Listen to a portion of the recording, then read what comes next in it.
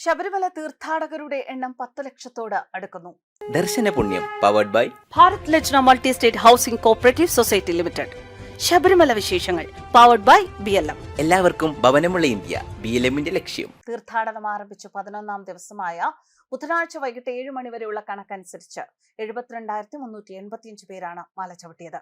സന്നിധാനത്തെ തിരക്കിന് അനുസൃതമായാണ് പമ്പയിൽ നിന്ന് ഭക്തരെ കയറ്റിവിടുന്നത്.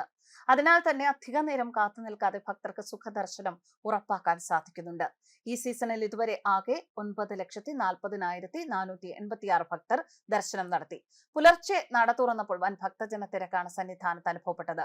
ഭക്തരുടെ നീണ്ട നിര ശരം കുത്തിയും പിന്നിട്ട് മരക്കൂട്ടം വരെ എത്തിയിരുന്നു. ഘട്ടം ഘട്ടമായാണ് ഭക്തരെ കടത്തിവിടുന്നത്. 1 മിനിറ്റിൽ 70 പേരെയാണ് 18ാം പടി കയറ്റിവിടുന്നത്. പരിചയസമ്പന്നരായ പോലീസുകാരാണ് പടിയിൽ ഡ്യൂട്ടി ചെയ്തത്. ADGP S. ശ്രീജിത്ത് 24 മണിക്കൂറും സന്നിധാനത്തുണ്ട്. ഇദ്ദേഹമാണ് എല്ലാം ഏകോപിപ്പിക്കുന്നത്.